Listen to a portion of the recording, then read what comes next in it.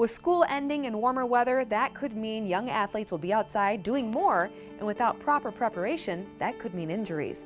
I spoke to Saltzer Health physical therapist Jenn Backs to learn more. Jenn, it's great to see you. Thank you so much for taking the time to chat with me. You know, as a mom, I would love to know, do kids have different fitness needs than adults? Yeah, so I mean, a lot of principles kind of span the age spectrum and apply to everyone, but kids definitely have some different needs than adults do. Children in general need at least, it's recommended that they get about 60 minutes a day of moderate to vigorous activity, whereas adults should be getting about 150 to 300 minutes per week, which is roughly about 30 minutes per day. So a little bit extra activity for kids is recommended. Children and adults are also in a period of time where they're rapidly developing and changing. And so it's kind of the point in their life where they're setting the foundation for health and fitness as they go forward.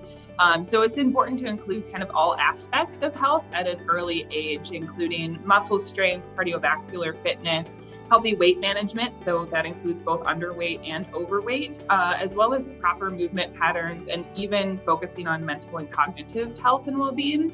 One thing that does remain the same across the age spectrum is the risk of injury with any sudden increase in activity that we're likely to be experiencing as the weather warms up. Kids are getting out of school. They've been used to kind of sitting in school most of the day and not being as active. And as they get into summer sports, there's going to be a quick ramp up to that stage. And that's a big piece where we often see injuries in the clinic, is that there wasn't just a lot of preparation for that and kind of bridging that gap of activity.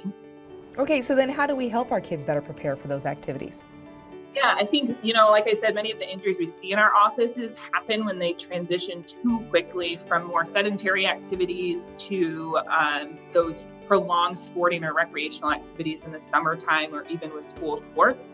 Parents can certainly help their kids close that gap in activity level between kind of their current activity level and what's required of their activity going forward by just encouraging activity throughout the day. So again, at least 60 minutes is recommended. Those don't have to be all at one time. So just making sure that kids are getting out, whether that means walking the dog, going for a bike ride, hiking, even helping with some chores around the house, is all kind of good ways to bridge that gap.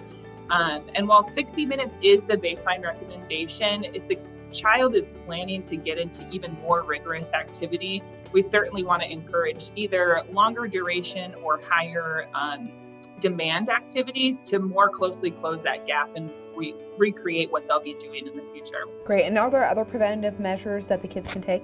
Yeah, so there are a lot of factors that contribute to injury. We don't exactly know which ones are most prevalent. We do know that the biggest risk of injury is previous injury. Now, what started that first injury, we're not 100% sure.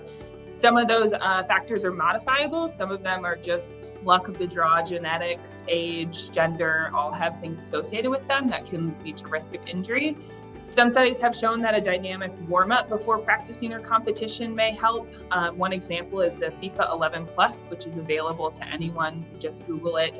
It consists of a dynamic stretching activity and some even partner drills that they can get the rest of their teammates involved if they're involved in a team sport. And just making sure that there's kind of a multi-component program that they're participating in. So a routine that addresses aerobic fitness, strengthening, and a variety of movements can be helpful in preventing that injury, along with kind of proper sleep, hydration, and nutrition.